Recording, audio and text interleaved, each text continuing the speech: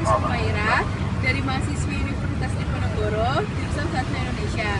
Saat ini saya sedang berada di Gedung Juang Bekasi. Gedung Juang ini menjadi tempat sejarah perjuangan Kota Bekasi, kota di mana saya dilahirkan dan dibesarkan. Gedung Juang ini menjadi ikon Kota Bekasi sekaligus menjadi tempat wisata khususnya bagi masyarakat Kota Bekasi maupun Jakarta sekitarnya. Gedung Juang ini berada di Jalan Sultan Hasanuddin, Kecamatan Tambun Selatan, Bekasi. Yuk, ada apa sih di Gedung Juang Kota Bekasi? Yuk, mari kita lihat. Gedung sejarah yang berlokasi di Jalan Sultan Hasanuddin nomor 39 Setiadharma, Kecamatan Tambun Selatan itu menjadi satu-satunya tempat yang memiliki nilai sejarah mengenai Bekasi sebelum dan sesudah kemerdekaan.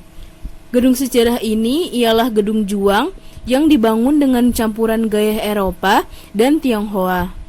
Perpaduan gaya ini disebut dengan Compradoric. Gedung ini memiliki nama asli Landuis Tamboen atau Gedung Tinggi. Namun, masyarakat Bekasi lebih mengenalnya dengan nama Gedung Juang. Landuis Tamboen diambil dari nama keluarga sang pemilik tanah, yaitu keluarga Kou van Tamboen. Keluarga Kou van Tamboen membangun gedung ini pada awal abad ke-20. Pembangunan dilakukan dalam 2 tahap. Tahap pertama dilakukan pada 1906 hingga 1910. Pembangunan tahap kedua dilakukan pada 1925.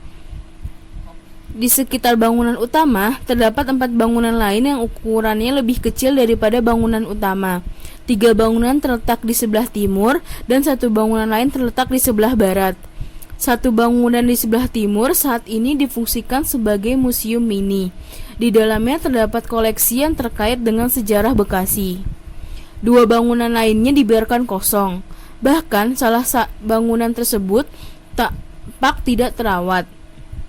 Sementara itu, bangunan di sebelah barat difungsikan sebagai kantor Lembaga Veteran Republik Indonesia. Di halaman bagian depan terdapat tugu berdena segi 5.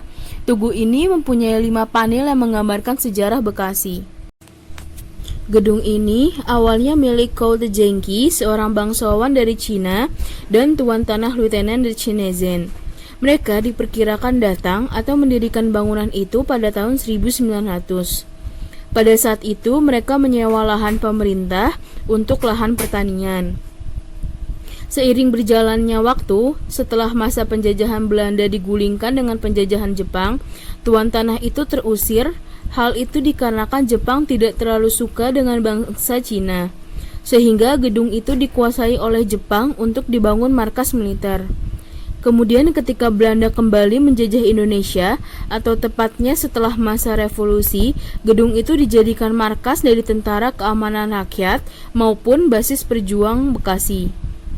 Ketika Belanda kembali gencar melakukan penyerangan dan ingin menguasai Indonesia lagi, khususnya Batavia, Gedung Juang itu dijadikan pusat komando di perjuangan dan pertahanan RI oleh pejuang kemerdekaan yang berpusat di Tambun dan Cibarusah. Hingga akhirnya pasca kemerdekaan atau setelah benar-benar Belanda pergi dari Indonesia pada sekitar tahun 1950, Gedung Juang itu dijadikan pusat pemerintahan di Kabupaten Bekasi. Tercatat pada tahun 1950, Dinas Pekerjaan Umum Kabupaten Bekasi menempati gedung ini kali pertama, disusul oleh kantor-kantor dan jawatan lainnya hingga akhir 1982. Kemudian pada tahun 1982, Bupati Bekasi yang juga seorang budayawan, Abdul Fattah, yang menjabat dari tahun 1973 sampai 1983, membentuk Akademi Pembangunan Desa atau APD di wilayah Tambun dengan menggunakan Gedung Juang ini sebagai kampusnya. APD ini yang jadi cikal bakal berdirinya Universitas Islam 45 Bekasi, diambil dari nama Gedung Juang 45 Bekasi. Saat ini Gedung Juang selain menjadi tempat yang menyimpan sejarah, juga berfungsi sebagai kantor organisasi atau lembaga para pejuang atau veteran. Nah, begitulah sejarah dari Gedung Juang Bekasi. Kurang lebihnya mohon maaf dari saya. Sekian dan terima kasih. Wassalamualaikum warahmatullahi wabarakatuh.